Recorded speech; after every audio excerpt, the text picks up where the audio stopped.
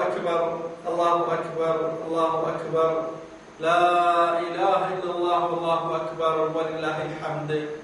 الحمد لله رب العالمين والصلاة والسلام على سيد الأنبياء والمرسلين حبيبنا وشفيعنا ومولانا محمد وعلى آله وأصحابه أجمعين. السلام عليكم ورحمة الله تعالى وبركاته. مشاہدین و سامعین، آپ نے اس سے پہلے کی قسط میں قابیل و حابیل کا قصہ سماعت فرمایا، جس میں قابیل نے شیطانی ورغلے میں آ کر اور حسد کی وجہ سے اپنے بھائی حابیل کا قتل کر ڈالا، جس کے قتل ہونے کے بعد حضرت آدم علیہ السلام اپنے ہونہار پارسا بچے کے قتل پر بہت غمزدہ ہوئے اور 1 سال تک آپ کے چہرے انور پر مسکان نہیں آئی. فرشتوں نے دعا کی، اس کے بعد آپ کے اندر مسکان آئی. اور قابیل جو نافرمان تھا، اس نے رب تبارک و تعالیٰ کے اس امتحان کو قبول نہیں کیا اور اپنے بھائی کا قتل کرنے کے بعد وہ نیچے والی آبادی میں جا کر آباد ہو گیا. نافرمان تھا اور نافرمانی جو ہے اس کی بڑھ گئی تھی. اور حضرت آدم علیہ السلام اپنی ماں باقی اولاد کے ساتھ میں اوپری علاقے میں آباد، پہاڑی علاقے میں آباد تھے، اور قابیل نیچے سہول یعنی عام وادی میں آباد تھا. حضرت آدم علیہ السلام اپنی نیک اولاد پر پابندی لگا دی تھی کہ یہ نیچے قابیل کی آبادی میں نہ جائے، جس کی وجہ سے آدم علیہ السلام کی اولاد کے اندر فحشہ گیری نہیں تھی. اور نبی اللہ آدم علیہ السلام کی صحبت مبارکہ سے رب تبارک و تعالیٰ کی عبادتیں اور ان کی شریعتوں کی تعلیمات ان کے اندر عام تھی، اور جس کی وجہ سے وہ پرہیزگار تھے. اور قابیل کی جو آبادی نیچے تھی اور جس کو نبی اللہ آدم علیہ السلام کی صحبت نہیں ملنے کی وجہ سے ان کے اندر فحشہ گیری عام ہو گئی تھی اور بدکاریاں بڑھ گئی تھی، نافرمانیاں بڑھ گئی تھی.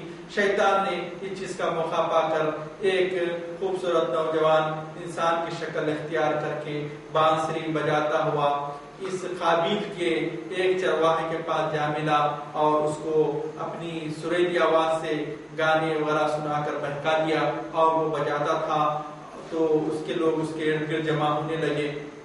پھر اس کے بعد حضرت آدم علیہ السلام کی نیک اولاد کے بھی کانوں میں جب یہ رکعت پڑی، یہ آوازیں آئی، گانے اور بجانے کی آوازیں آئیں، تو سن کر یہ لوگ بھی نیچے کی آبادی میں چوری چھپی سے جانے لگے. ایک گیا دوسرے کو لے کے گیا، اور جبکہ آدم علیہ السلام روکتے رہے تو ایسا ہی ہوا کہ وہ اس طرف بڑھتے گئے اور ان کے اندر بھی جو ہے تو فحشہ گیری آتی گئی. اور حضرت آدم علیہ السلام کی صحبت کی وجہ سے یہاں کے لوگ جو نیک تھے وہ بھی برائیوں کے اندر مبتلا ہونے لگے. قابیل کی قوم کی عورتوں نے ایک دن اپنے لیے تبرج یعنی فحشت کا دن، عید کا دن قرار دے کر وہ سال میں ایک مرتبہ اس کو عید کا دن، فیشنی عید کا دن بنایا. اور وہاں کی عورتوں نے فحشہ کی کہ وہ اختیار کر یعنی فیشنی لباس یعنی نہ ہونے کے برابر کا لباس پہن کر وہاں پر ایک عید کا دن بنایا. تو یہاں کے اور خاص طور سے ہوتا یہ تھا کہ قابیل کی جو عورتیں تھیں وہ خوبصورت تھیں اور مرد اتنے خوبصورت نہیں تھے، اور حابیل کی جو اولاد تھی آدم علیہ السلام کے پاس جو بسے ہوئے تھے ان کی عورتیں مساوی تھیں لیکن مرد نمکینے تھے اور خوبصورت تھے. اب یہاں کے لڑکے وہاں پر جانے لگے اور ان کی عادتوں کو سیکھنے لگے، کیونکہ شیطان تو یہ قسم کھائی تھی لَأُغْوِيَنَّهُمْ أَجْمَعِينَ یعنی لَأُزَيِّنَنَّهُمْ، اور جو تو میں ان کو برائیوں میں بھی ڈال دوں گا اور ان کو دھوکے میں ڈال دوں گا اور ان کے لیے دنیا کو سجا دوں گا. تو وہاں کی عورتیں اس چیز کو اختیار کیا تھا. سورۃ الاحزاب کی 33ویں آیت میں اس کا ذکر آیا ہے، وَقَرْنَ فِي بُيُوتِكُنَّ وَلَا تَبَرُّجْنَ تَبَرُّجَ الْجَاهِلِيَّةِ. اللہ سبحانہ و تعالی امت مسلمہ کو اس طرح اشارہ فرما رہے ہیں کہ تم اپنی گھروں کے اندر بیٹھے رہنا، اے عورتوں پارسائی کے اندر رہنا، پردے کے اندر رہنا. ولا تبرجنا، تم جو تو فیشن مت کیا کرو، بے پردگی نہ کیا کرو. تبرج الجاہلیہ یعنی وہ زمانے کا فیشن جو جہالت کا جو تھا، جاہلیت الاولی جو سب سے پہلا تھا. واقمنا الصلاۃ وآتینا الزکاۃ وآتینا اللہ ورسولہ، تم نمازوں کو قائم کرو اے مسلمان عورتوں، اور اللہ کی اور اس کے رسول کی اطاعتیں کیا کرو، تم ایسی جو ہے جہالت نہ کیا کرو جو اس سے پہلے کی عورتیں جو ہے جہالت کیا کرتی تھی۔ جہالت میں بے حیائی کے کام کرتے تھے۔ بے شک بے حیائی انسان کے دل سے خوف الہی کو ختم کر دیتی ہے، تو اسی طرح بشریت میں وہاں پر انحراف پیدا ہو گیا۔ ان عورتوں کے اندر بے حیائی کو دیکھ کر اس آدم علیہ السلام کی نیک اولاد کے اندر بھی انحراف آ گیا اور وہ گناہوں کی طرف دوڑنے لگے۔ حضرت آدم علیہ السلام اپنی اولاد کو برائیوں سے روکتے رہے اور توحید کی تعلیم دیتے رہے۔ حق و باطل کی جنگ یہاں پر جاری ہو گئی تھی، آپ اس برائیوں سے روکتے رہے۔ حضرت آدم علیہ السلام کی موت کا وقت آ گیا، یہاں تک کہ آپ کی موت کا وقت آ گیا۔ حضرت سیدنا آدم علیہ السلام کی عمر شریف 1000 سال کی تھی، لیکن آپ نے 960 سال کی زندگی گزار کر دنیا کو خیر آباد کر گئے۔ باقی عمر کا واقعہ آج آپ حضرت داؤد علیہ السلام کے قصے میں سماعت فرمائیں گے۔ آپ کی عمر 1000 سال کی تھی، لیکن آپ نے 960 سال کی زندگی گزار کر دنیا کو خیر آباد کہے گئے۔ تو آپ کی ماں باقی جو 40 سال کی زندگی ہے اس کا قصہ آپ کو میں داؤد علیہ السلام کے قصے میں جو تو سناؤں گا۔ بہرحال آپ کی موت کا جب وقت قریب آ گیا تو رب تبارک و تعالیٰ نے حضرت آدم علیہ السلام کو جنت کی میووں کی لذت کو یاد دلایا۔ تو حضرت آدم علیہ السلام اپنی اولاد سے کہنے لگے، اے بیٹا، انی اشتہی من ثمار الجنہ، مجھ کو جنت کے میووں کی خواہش ہو رہی ہے، مجھے جنت کے میوے لا کے دو۔ یعنی جنت کے میوے اور جو دنیا میں جو میوے تھے وہ مشابہت رکھتے ہیں، گو کہ اس کا ذائقہ جنت کے میووں کا ذائقہ اور یہاں کے میووں کے ذائقے میں بہت فرق ہے۔ تو آدم علیہ السلام کے اولاد میوے لانے کے لیے باہر نکلے، انگور وغیرہ جیسے میوے۔ تو راستے میں ایک چند نوجوانوں کو، آدمیوں کو دیکھے جو خوبصورت حسین چہرے والے تھے، آپ دیکھے تو ان لوگ اور ان کے ہاتھوں میں کچھ سامان بھی تھے جیسے کھودنے کے سامان وغیرہ اور کچھ چیزیں تھیں۔ ان لوگوں نے کہا، تم لوگ کہاں جا رہے ہو؟ تو آدم علیہ السلام کے اولاد نے کہا، ہمارے والد بیمار ہیں اور ان کو میوے کھانے کا جو شوق ہوا ہے، ہم اسی لیے ان کے لیے میوے تلاش کرنے کے لیے نکلے ہیں۔ تو انہوں نے کہا، واپس ہو جاؤ، تمہارے والد کا آخری وقت آ گیا ہے۔ حضرت حوا یعنی آدم علیہ السلام کی بیوی اور بچوں کی ماں نے جب یہ بات کو سنا تو فوری لپٹ کر جاتی ہیں، اپنے شوہر کو لپٹ جاتی ہیں۔ دیکھیں 960 سال کی زندگی گزارنے والی عورت کو جب یہ پتا چلے کہ تمہارے شوہر کا وقت آ گیا ہے تو فوری آ کر حضرت آدم علیہ السلام کو لپٹ جاتی ہے اور روتی ہے۔ تو حضرت آدم علیہ السلام کہتے ہیں، الیک عنی الیک عنی فإنی آتیت من قبلک، تم اے حوا، دیکھیے دیکھا اللہ کی محبت، دیکھیے سیدنا آدم علیہ السلام کے دل میں، آپ کون سے نہیں گھبرا رہے ہیں۔ جب ہوا جا کر لپٹ جاتی ہے تو کہتے ہیں، الیک عنی، تم مجھ سے دور ہو جائے ہوا، میں اس سے پہلے بھی تیری بات سن لیا تھا۔ اے ہوا، میں نے اس سے پہلے بھی تیری بات سن لیا، جس کا نتیجہ مجھے یہاں پر آنا پڑا، یہ چیز مجھ کو بھگتنا پڑا، تم اس سے دور ہو جا۔ میرے اور میرے رب اللہ عز و جل کے اور فرشتوں کے درمیان میں کوئی بھی نہیں آنا۔ آپ کی پاکیزہ روح فرشتوں نے قبض کر لی۔ فرشتے جنت سے عمدہ کفن اور عمدہ خوشبو لے کر آئے تھے۔ فرشتوں نے حضرت آدم علیہ السلام کو پورے اعزاز کے ساتھ، اکرام کے ساتھ غسل دیا اور آپ کو جنت سے لایا ہوا کفن پہنایا، اور ان کے ساتھ سامان جو تھا وہ زمین کو کھودنے کا سامان تھا۔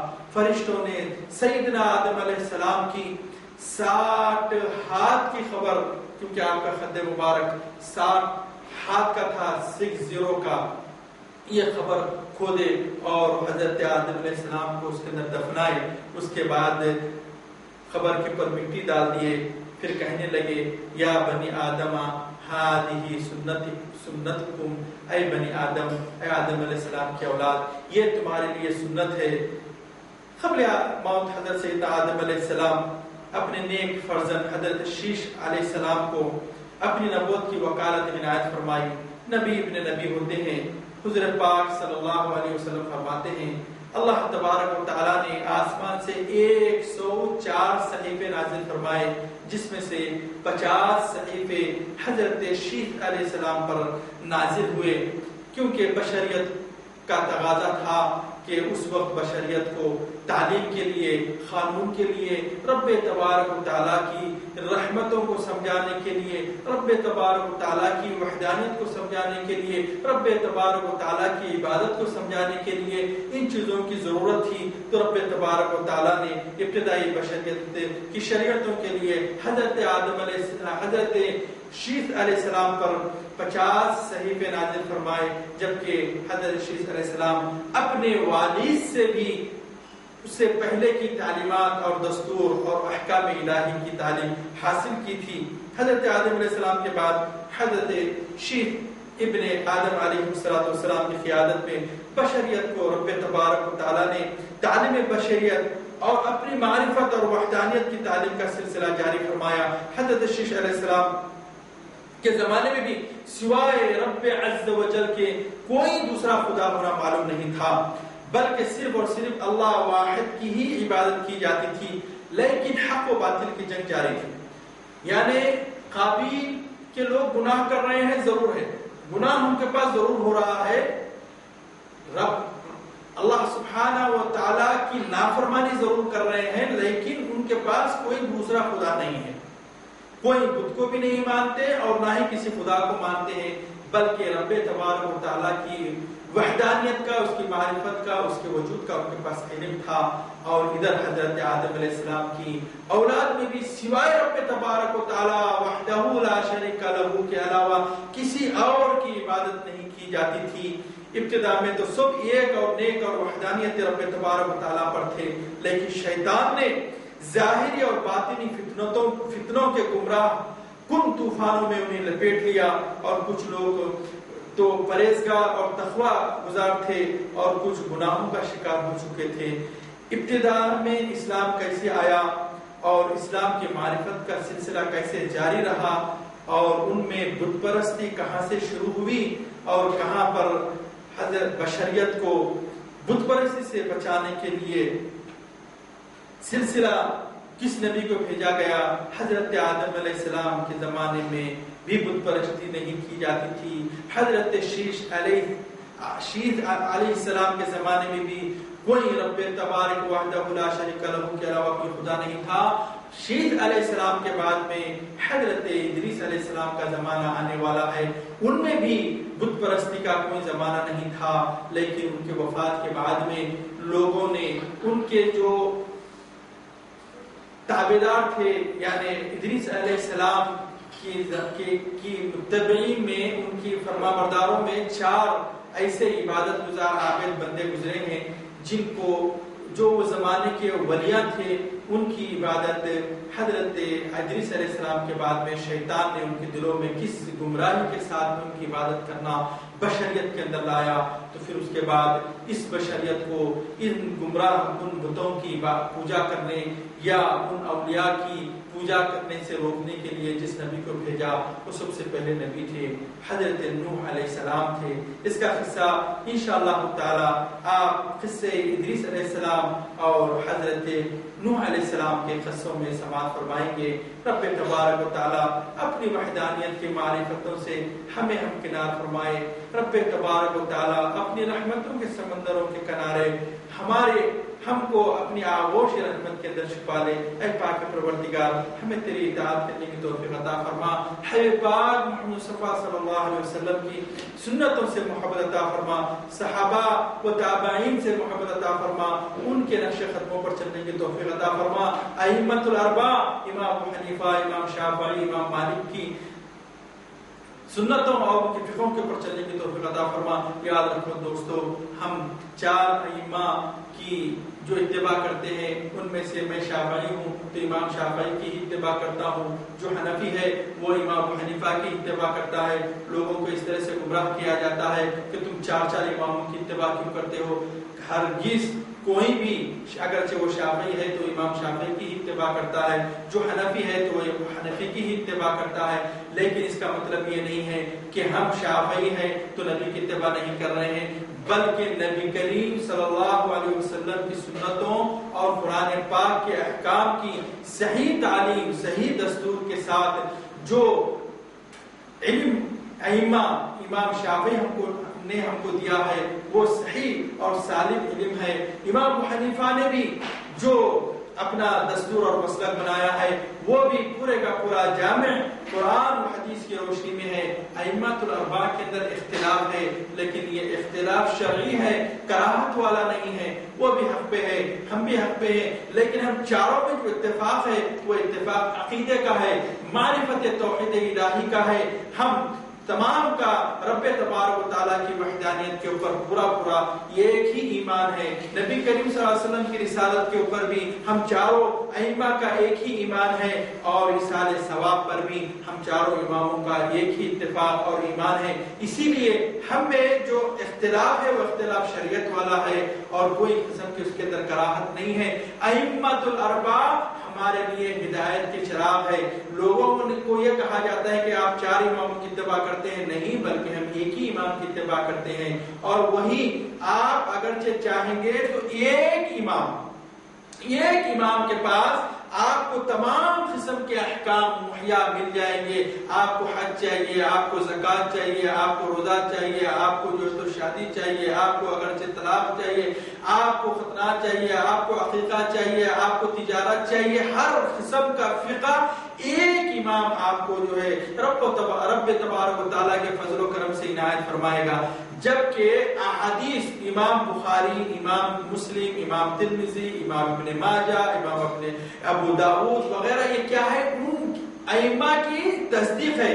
ان ائمۃ الحدیث نے ائمۃ الاربعہ کے سے ہی علم حاصل کیا ہے۔ آپ لوگ اس چیز کے پر غور و فکر کیجئے کہ امام ائمۃ الاربعہ پورے شافعی، مالکی، حنبلی، حنفی جتنے بھی ہیں، ائمۃ الحدیث سے علم نہیں لیا۔